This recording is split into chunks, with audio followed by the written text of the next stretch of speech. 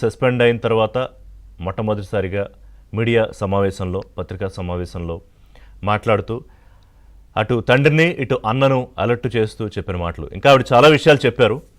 ఇందులో ప్రధానంగా ఏంటంటే ఈ కీలకమైన మొత్తం వ్యవహారంలో హరీష్ రావు ప్రధానమైన కుట్రదారు, ఆయనతో పాటు సంతోష్ రావు అంటే ఒక అతను బావ ఒక అతను కజిను, ఇద్దరు కజిన్స్ వరుసలు తేడా అంతే. వారితో ఎన్నో ఏళ్ళ నుంచి అనుబంధం. హరీష్ అన్ననే పిలుస్తారు ఆవిడ హరీష్ను కూడా. సో హరీష్ అన్న సంతన్న చేసే కుట్రలను గమనించుకోండి. ఈరోజు నా మీదకి వచ్చింది, రేపు రామన్న నీ మీదకి వస్తుంది, తర్వాత నాన్న మీదకి వస్తుంది. మన ముగ్గురు ఒక రక్తం, ఒక కుటుంబం. సో మనల్ని విచ్ఛిన్నం చేసి అధికారం పొందాలనేది వాళ్ళిద్దరు ఆలోచన. అంటే చాలా తీవ్రమైన ఆరోపణలు అబాండాలు వేశారు హరీష్ రావు మీద.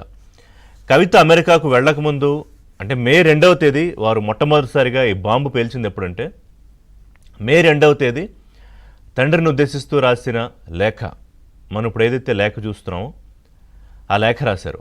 అందులో అంతకుముందు ఏంటంటే రజతోత్సవ సభ జరిగింది.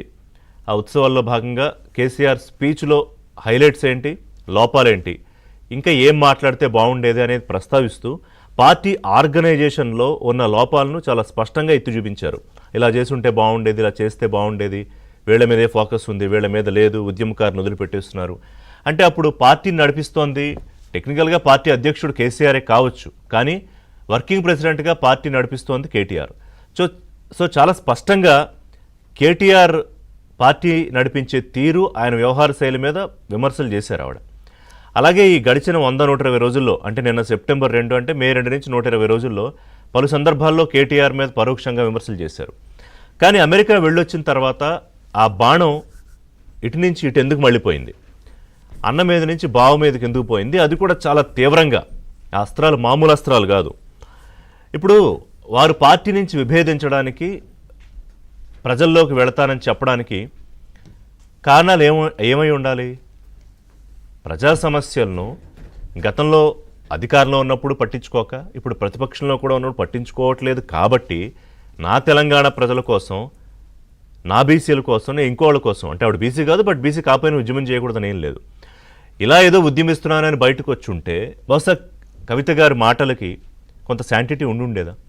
ఇవాళ అవి ఖచ్చితంగా ఒక ఆధిపత్య పోరో లేకపోతే కాంగ్రెస్ నేతలు ఆరోపిస్తున్నట్టు ఆ అవినీతి పంపకాల వాటాల్లో తేడాలో అన్నట్టే అనిపిస్తోంది.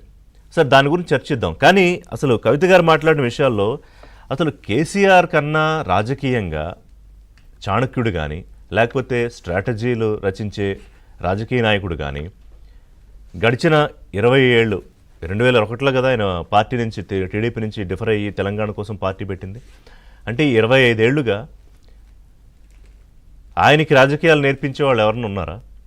అంటే ఇప్పుడు కవిత గారు ఏమంటారు, నాన్నకి తెలియకుండా అన్నకి తెలియకుండా హరీష్ అన్న సంతన్న అవినీతి చేసేశారు.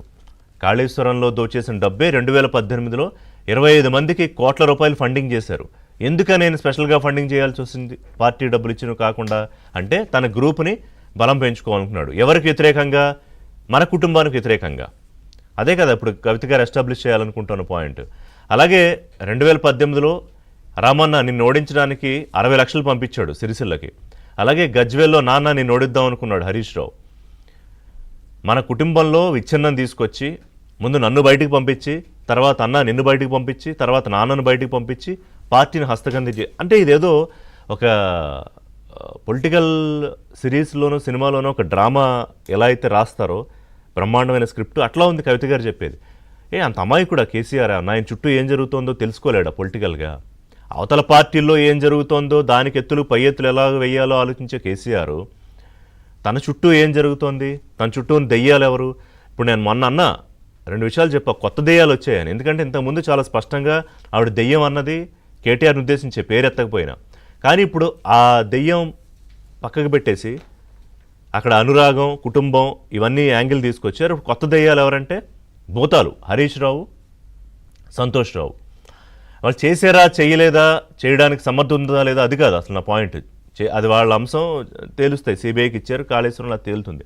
కానీ కవిత గారు సడన్గా ఎందుకని ఇటు ఉండాల్సిన విల్లుని ఇలా తిప్పేశారు. ఎవరు తిప్పించారు? ఇప్పుడు కవిత వెనకాల ఎవరున్నారు అనేది ఒక పెద్ద చర్చ జరుగుతోంది. కాంగ్రెస్ ఉంది, రేవంత్ రెడ్డి ఉన్నారు అని. అదొక ఆస్పెక్ట్ అయితే నిన్న కవిత ఏమంటారు, ఒక విమానంలో, ఆ ప్రత్యేక విమానమే ఇంకో విమానం చెప్పలేదు, ఒక విమానంలో రేవంత్ రెడ్డి హరీష్ రావు కలిసి ప్రయాణం చేస్తే హరీష్ రావు రేవంత్ రెడ్డి కాళ్ళ మీద పడిపోతే సరెండర్ అయితే రేవంత్ రెడ్డి అభయం ఇచ్చారు.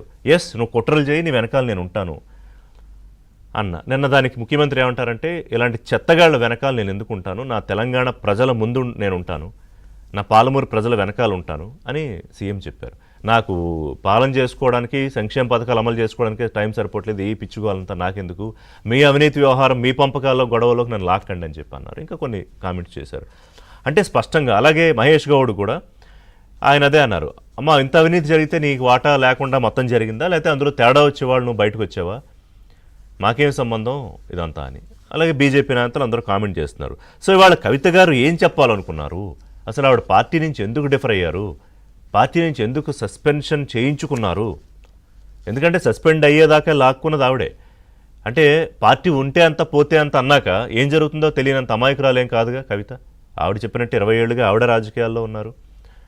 బహుశా హరీష్ రావు ముందు నుంచి ఉండొచ్చు, ఉద్యమానికి సరిగ్గా పీక్స్కి వెళ్ళే 2-3 ఏళ్ల ముందు కేటీఆర్ కవిత వచ్చి ఉండొచ్చు అమెరికా నుంచి. బట్ వాళ్ళ పార్టీలో కంట్రిబ్యూషన్ కాదనిలేము. నిన్న అది కూడా ప్రశ్నించారు ఆవిడ, ఏ పార్టీ అంటే హరీషును వీళ్ళేనా, సంతోషావేనా, నా కంట్రిబ్యూషన్ ఏం లేదా అని. హరీష్ రావు మీద చాలా టార్గెట్ చేశారు. అంటే పైకి మన కోసమే పనిచేస్తున్నట్టు ఉంటాడు, కానీ వెనకాల మనకి కత్తులతో పొడి చేస్తాడు. ఏదో ట్రబుల్ షూటర్లాగా పైకి కనిపిస్తాడు, కానీ బబుల్ షూటర్ అన్నారు.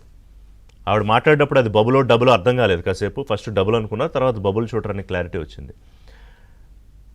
సో అంటే ఇవాళ మొత్తం బీఆర్ఎస్ని హస్తగతం చేసుకోవడానికి హరీష్ రావు కుట్ర పన్నాడు. అందులో ఇవాళ నన్ను పావుగా వాడాడు, రేపు నిన్ను పావుగా వాడతాడు రామన్న, ఎల్లుండి నాన్నను పావుగా వాడతాడు, నువ్వు జాగ్రత్తగా ఉండు, నాన్నను జాగ్రత్తగా చూసుకో, ఆరోగ్యం బాగా చూసుకో. ఇది కవిత గారు నిన్న ఓవరాల్గా సమ్మప్ చేసుకుంటే చెప్పేది. అలాగే పార్టీ ప్రాథమిక సభ్యత్వానికి పార్టీ ద్వారా సంక్రమించిన నిజామాబాద్ స్థానిక సంస్థలు ఎమ్మెల్సీగా ఉన్నారు కదా, ఆ పదవికి రాజీనామా చేసేసారు. అవి పంపించారు కూడా టెక్నికల్గా స్పీకర్ ఫార్మేట్లోనే రాజీనామా చేశారు చెల్లుబాటు అయ్యేదాకా. సో ఎందుకంటే రేపు పొద్దున్న మళ్ళీ అదిగో పార్టీ అక్కర్లేదు పదవి కావాలనే విమర్శలు లేకుండా. సరే, తర్వాత ఆవిడ ఏం చేస్తారు, కాంగ్రెస్లోకి వెళ్తారా, అవకాశం కనిపించట్లేదు. అసలు కాంగ్రెస్ పార్టీ ఎందుకు తీసుకుంటుంది, నిందలన్నీ వాళ్ళ మీద వేసుకోదు కదా.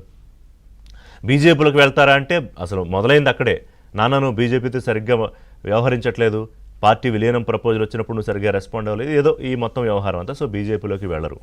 సో సొంత పార్టీ పెట్టుకోవడం అనేది ఒక ఆప్షన్ ఉంది. కానీ ఈ క్వశ్చన్ ఎందుకు ఉంచుకుంటున్నారు అంటే, హరీష్ని విలన్గా చూపించాలి, కుటుంబము, రక్తము, అనుబంధం, రక్త సంబంధం అని రామన్న, నాన్న, ఆ కేరు. అలాగే చిట్చాట్లో కూడా ఆవిడ ఏం చెప్పారు, నా లెటర్ బయట పెట్టింది సంతోష్ రావే, ఏది అడవులు దోచేసి హరితహారం అని ఇదంతా పైకి మ్యాపింగ్ చేసి పెద్ద పెద్ద స్టార్లను కూడా వాడుకుని మొత్తం 1000 కోట్లు దోచేశాడు. ఇటు హరీష్ రావు ఏమో మొత్తం అసలు కుటుంబాన్ని, పార్టీని విచ్ఛిన్నం చేసి అధికారం పొందుదాం అనుకున్నాడు. అంటే ఇక్కడ నేను, మా అన్న, మా నాన్న ముగ్గురం మంచివాళ్ళము, ఈ మొత్తం చేసిందంతా మీరే చేశారన్నట్టుగా హరీష్ రావు, సంతోష్ రావే చేశారు. ఇది మరి ఎంతవరకు వెళ్తుంది ప్రజల్లోకి, ఎంతవరకు సీరియస్గా తీసుకుంటారు? అలాగే పార్టీ వెంటనే రెస్పాండ్ అయింది బీఆర్ఎస్. అసలు హరీష్ పార్టీకి ఎంత పెద్ద అసెట్, ఉద్యమానికి ఎంత పెద్ద అసెట్ అని మాజీ మంత్రులు అందరూ కూడా మాట్లాడుతున్నారు. సో హరీష్ని కంప్లీట్గా ఓన్ చేసుకున్నారు.